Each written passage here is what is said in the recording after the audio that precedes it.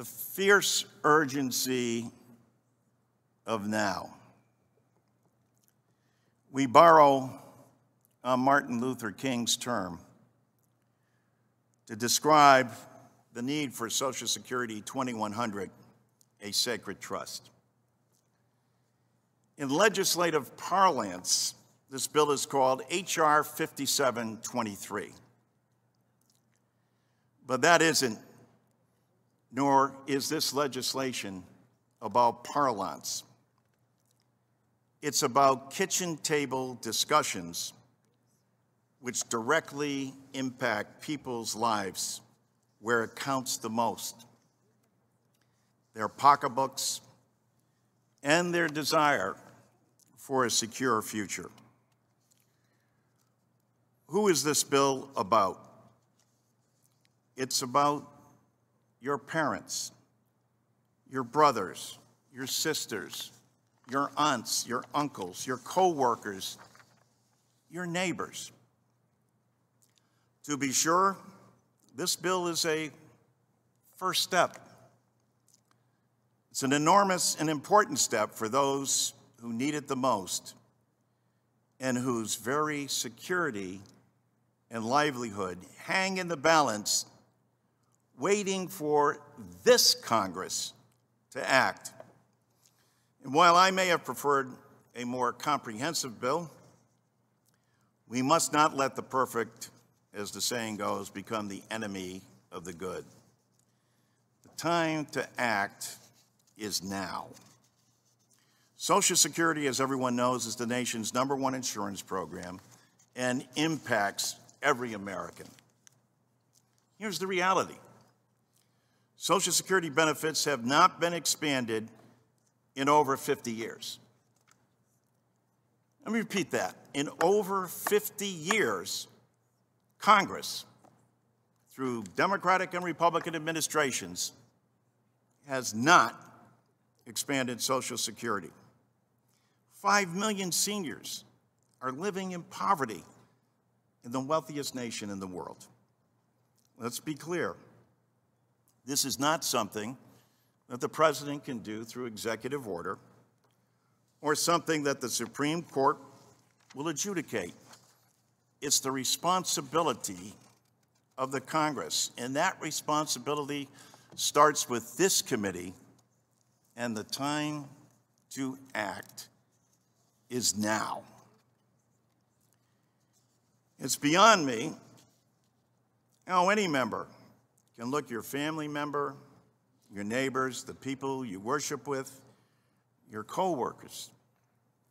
How any member can look them in the eye and explain why the committee we all serve on has taken no action on something so vital to their lives. Especially knowing that it all starts here in this committee, knowing it's our responsibility. As chairman of this committee, it's my intention to act and to move this legislation to a vote. Dr. Martin Luther King said it in the 1963 March on Washington, "We have come to remind America of the fierce urgency of now." People living in these conditions don't need to be reminded. But to further paraphrase Dr. King, now is the time to make real the promise of democracy. Now is the time to make good on the promise of the federal government to its people in what President Biden so eloquently called a sacred trust. Dr. King's words serve then, as they do now, as a call to action. Action for the 5 million fellow Americans who receive a below poverty level check. The COVID-19 pandemic and its variants have only further underscored the need to act. Why? 80% of the 787,000 Americans who died due to COVID were seniors. Those households need stability and security, and they need it now. For the 65 million Americans who have seen no enhancements in their Social Security benefits amidst all the changes in increased cost of living they're now experiencing, the time to act is now. For our disabled veterans, as we will hear today from Sean Castle, the urgency becomes even more paramount. Never have so few done so much for so long for so many as our men and women who wear the uniform. It's time for lip service is over. The time for acting on their behalf is imminent. For dependent children, as Cora McDonald so eloquently explained, without Social Security, I could not have survived.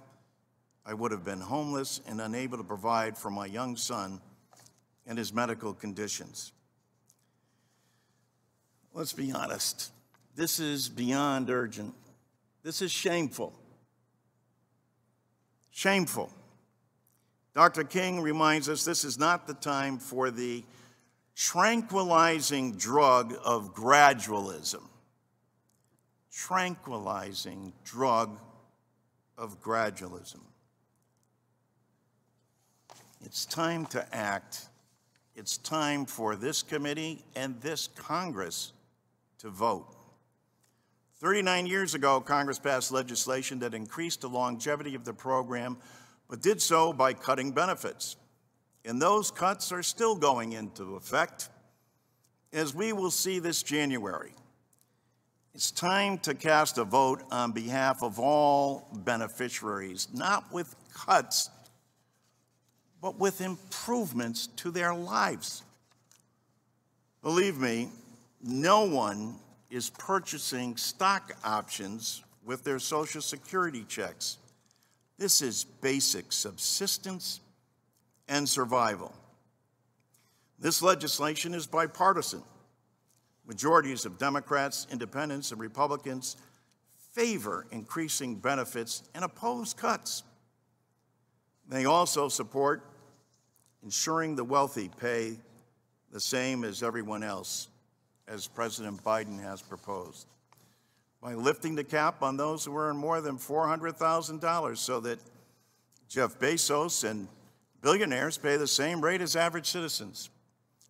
Look, Democrats and Republicans agree that benefits must be improved. I'd like to thank the chairman and my fellow committee members for their proposals and their thoughtfulness, many of which are included in this bill.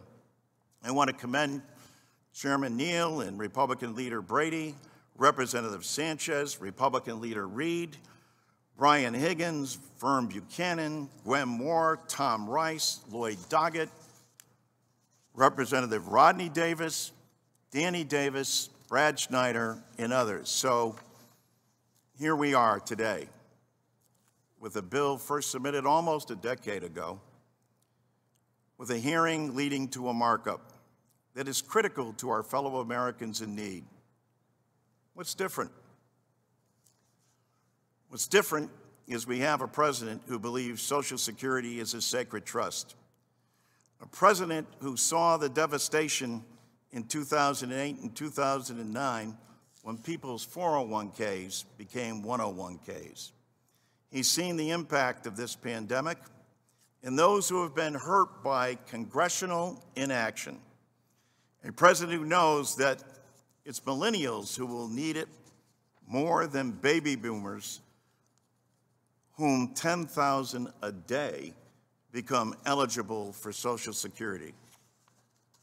So yes, we are honored to combine the president's ideas with ours to help Americans most in need. What else is different? We have a Democratic majority who will oppose cuts to Social Security and the privatization of Social Security that Republicans and their witnesses here today continue to promote and believe that the New Deal in Social Security is a bad deal. You see, they don't believe in the guarantee of Social Security. How ironic, because the public knows when the private sector system collapsed, Social Security never missed a payment. In 2008, 2009, it didn't miss a pension, a disability, a spousal, or dependent payment. I know I'm preaching to the choir because members on this very committee have been direct recipients of Social Security and have eloquently spoken how it got them and their families through this. So let us proceed to our witnesses. Let us focus on what this means in people's day-to-day lives, what they talk about over the kitchen table as they deal with this roller coaster of a pandemic and how it's impacted their lives. And most of all, let us be resolved to act.